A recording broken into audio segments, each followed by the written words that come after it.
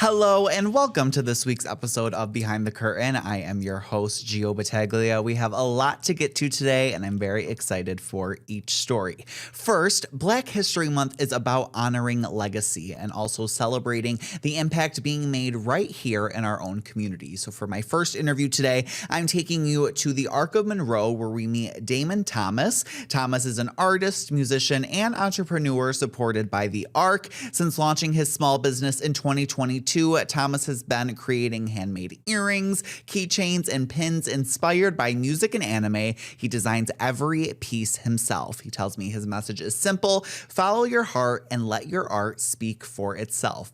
Here's my conversation with Damon. For those meeting you for the first time, how would you describe yourself and your art? That's a cool question.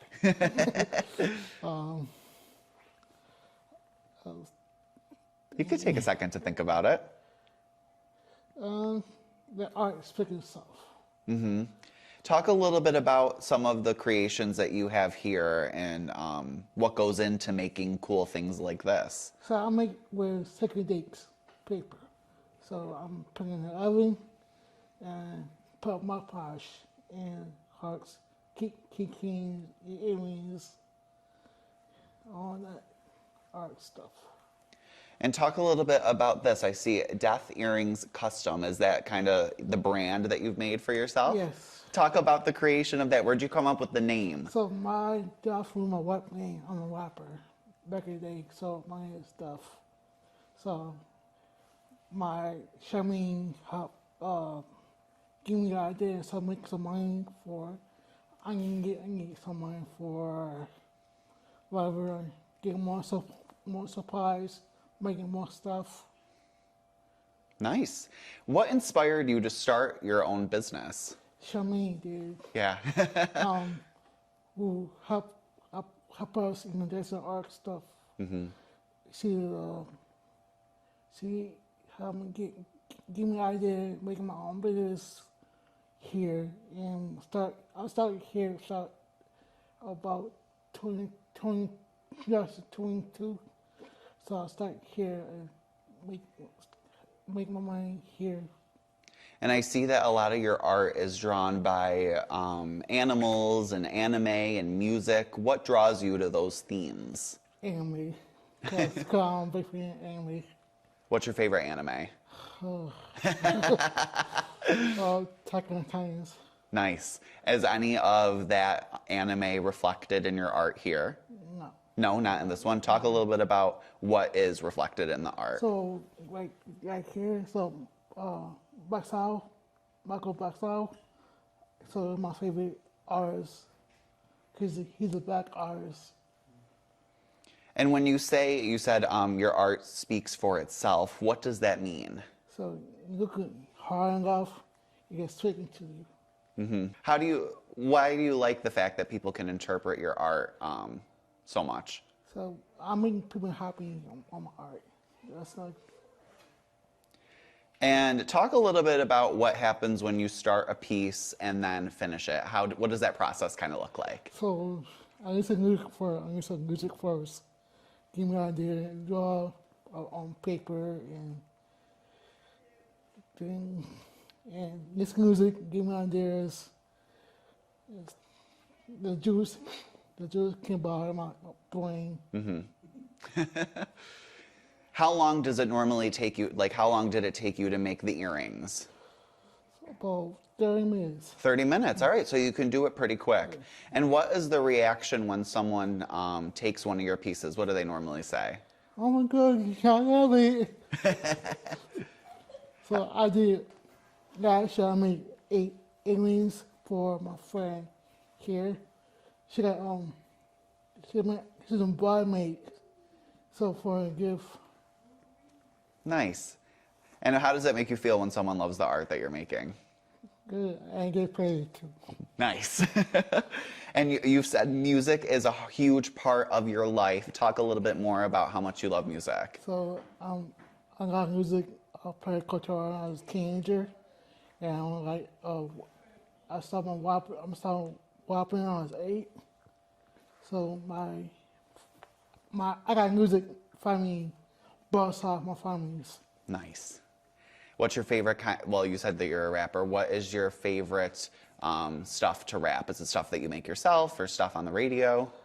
Both. Nice. How long does it take you to write a rap? An hour or two. Nice. All right, that's not bad. That's pretty quick. And can you tell us about performing with 585 Vibes and what being on stage meant to you? Working is hard, though. Working so hard and making people happy. Yeah, absolutely. Was it cool to be up on the stage? Yeah. And you rap, you sing, you write music. How do all of these creative outlets just make you feel? Happy and joy. Nice. Now, February is your favorite month, as you were talking about Black History here. So why does Black History Month, matter? Because you don't know when the ancestors go by.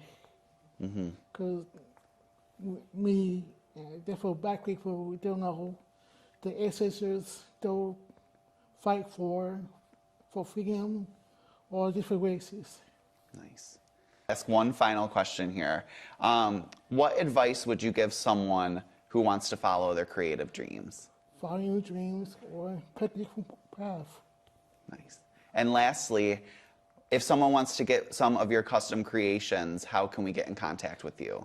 TikTok, Duff_Water. Anything else you want people to know about your art? I love making art. Lots of messages there expressed through art, something I think is a great creative outlet. And of course, we have all the information regarding Damon's art over on our website. That's rochesterfirst.com. You can find out how to get some of those cool pieces. Well, coming up after the break, we are still in Heart Health Month, so it is important that we stay on these important health topics. Actress Aisha Tyler is here to talk about her own experiences with high blood pressure and what she's urging people to keep in mind regarding their health. We'll be right back.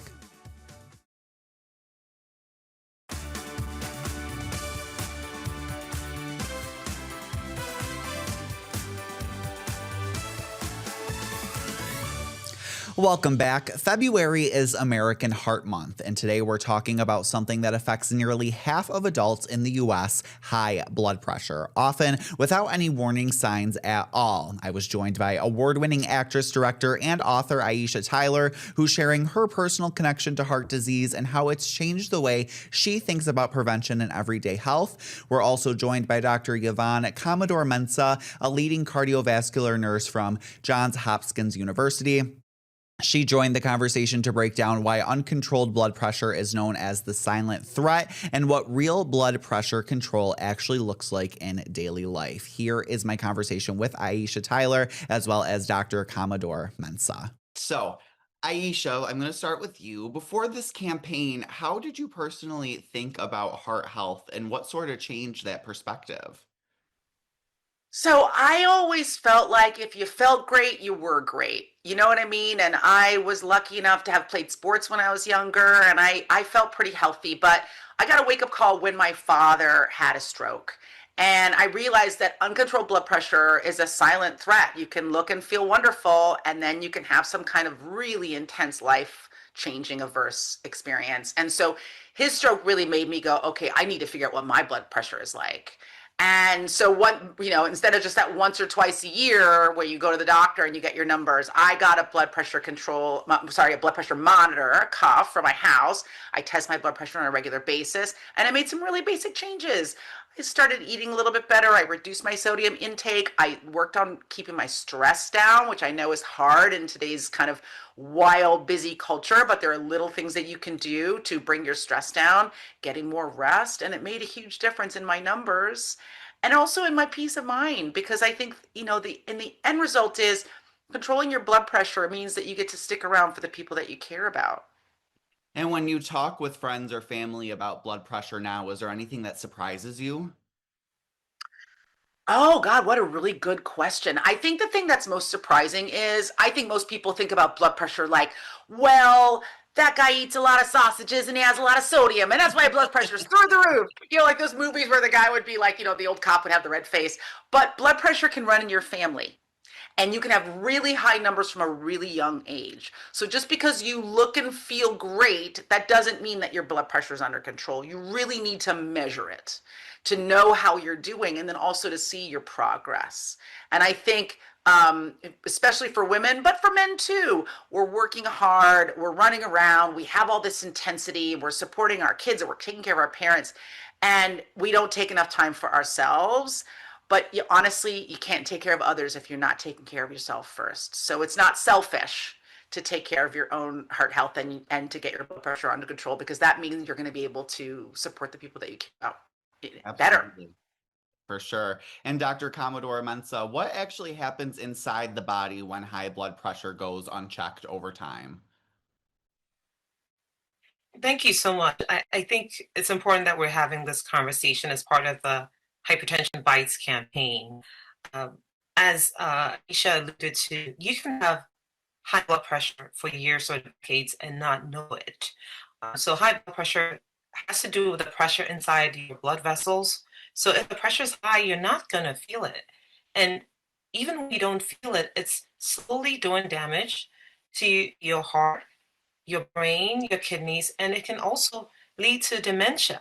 This is new from the guidelines that if your blood pressure is not controlled over time, it increases your risk of developing dementia. And so it's important to keep your blood pressure under control. And what do we mean by that? So for high blood pressure, there are two numbers we look at, your top number and your bottom number. The top one, we want it to be less than 130. That's your systolic blood pressure. And the bottom number is supposed to be less than 80. That's your diastolic blood pressure. So the goal is to keep it less than 130 over 80. And ideally, if you can, less than 120 over 80, because that's linked with better health outcomes and can prevent all of these complications like the stroke, heart attack, dementia, or even damage to your kidneys. For someone who might be newly diagnosed with high blood pressure, is there any common mistakes that keeps them from getting to control?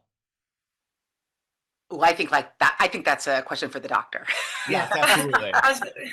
So one thing I'll say is your blood pressure changes throughout the day. And it's really tempting to think that if you're diagnosed with high blood pressure, you've tried lifestyle, and you have been prescribed medications, as soon as your blood pressure improves, you think, oh goodness, great, it's cured. No, unfortunately, taking medications, adopting a healthy lifestyle, it lowers your chance of developing these complications, but you do have to stick with a plan, the control plan.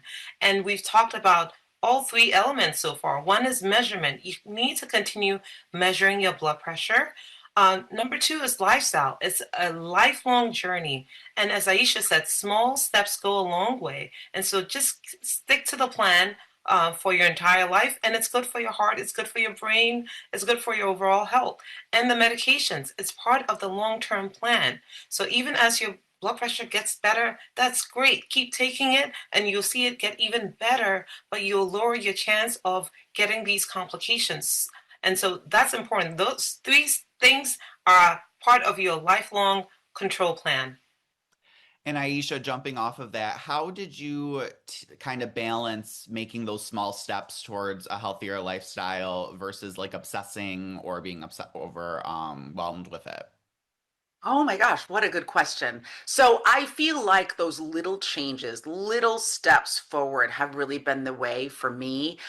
I live a really hectic life. It's been overwhelming because getting more rest, taking a little bit of time out every day by myself to manage my stress, eating a little bit better so I feel better during the day. I've got more energy.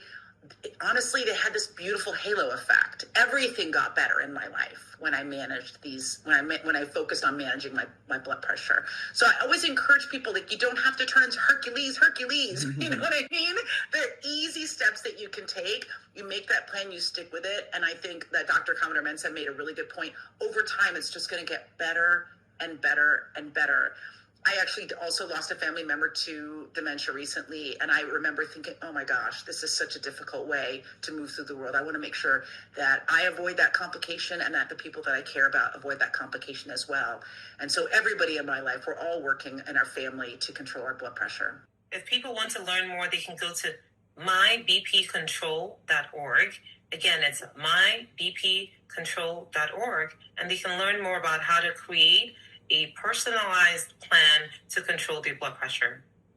Some great insight there. And of course, we will have those links to the aforementioned resources for blood pressure and what to know over on our website. Again, that's rochesterfirst.com.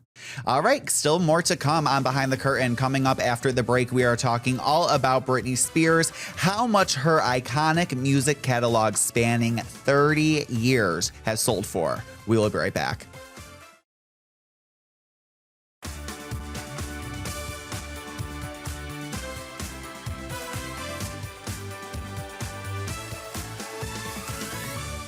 Welcome back. Getting into some trending topics to close out this episode of Behind the Curtain. Pop star Britney Spears has sold rights to her music catalog to independent music publisher Primary Wave, the latest artist to strike a deal for her work.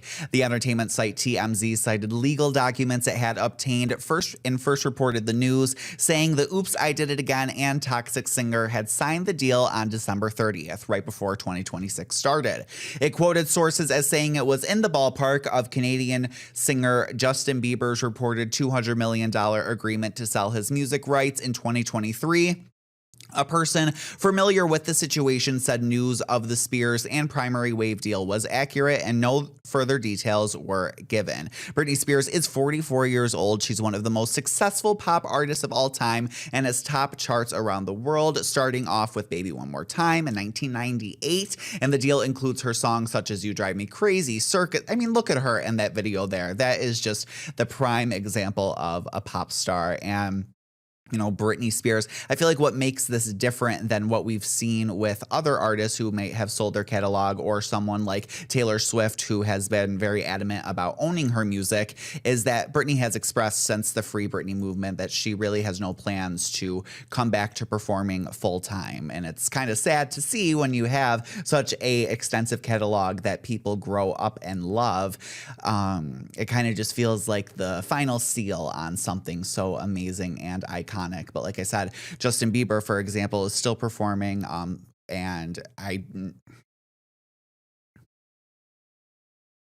Justin Bieber is someone who still actively performs, and fans will want to hear those songs, but they are not owned by him. Taylor Swift obviously fought hard with her Taylor's versions to get back her ownership of those first 6 albums. So it's just interesting to see the stance that artists take and how important owning their work is to them. It doesn't make any of the music better or worse. We still get to stream it and enjoy it. But for Britney Spears, I was pretty shocked about this. And it leads me to my question, what I want to know over on Instagram at Behind the Curtain with Gio. What is your favorite Britney Spears song? I think mine, has to be either Piece of Me from Blackout. That has been my favorite song since the early 2000s. Let's pull up that video of Britney again, because she is just so fascinating to look at. Let's get that back here. Yes, there she is. It'll help me talk about her there. There she is at the GLAAD Awards accepting a award there, and there she is with her ex-husband now, Sam. I mean, we've just seen so much of her life in the public light, but Piece of Me definitely takes the cake for my number one song. I also like songs off Circus. Don't want to say them on here. Don't want to risk getting bleeped here, but you can even see in these performance videos, she is just loving what she is doing. And obviously we would all want to see Britney come back and thrive and really just, we want to selfishly see the music be performed again, no matter who owns it. But we want Britney to be happy first and foremost there. And if what she wants to do is stay behind in the light, then and post those dancing videos that we see on Instagram, and that's how she wants to express herself artistically these days after going through such a public dilemma, then I think we just got to let her shine. But I did find it interesting that she ended her 2025 with that $200 million sale of her catalog. It'll be interesting to see how that gets distributed. She obviously had some money to start out with all her hits. But look at all that she's accomplished. This video compilation, I know it's starting to loop a little now, but look at all that she has accomplished since Baby One More Time came out in 1998. She will forever be the standard of pop music with all the videos and bubblegum and everything like that. That just defines an artist. She took that and launched it. I mean, even this photo has to be about 20 years later, and the shows, so I've seen on social media, have always carried that energy of pop and love and dance, and she's never missed a step. I know there are some controversial performances there, but Britney Spears is just an icon. So just wanted to shed a little light on her for our trending topics here. But a wide variety of stuff we're covering here on Behind the Curtain. I am super excited for next week's episode. It is going to be a bubble. Yes, that is some foreshadowing there, some Easter eggs. Thank you so much for watching this episode of Behind the Curtain. Thank you to Aisha Tyler, Damon Thomas, and Britney Spears for letting me talk about her. We will see you next week. Take care. Thanks for watching.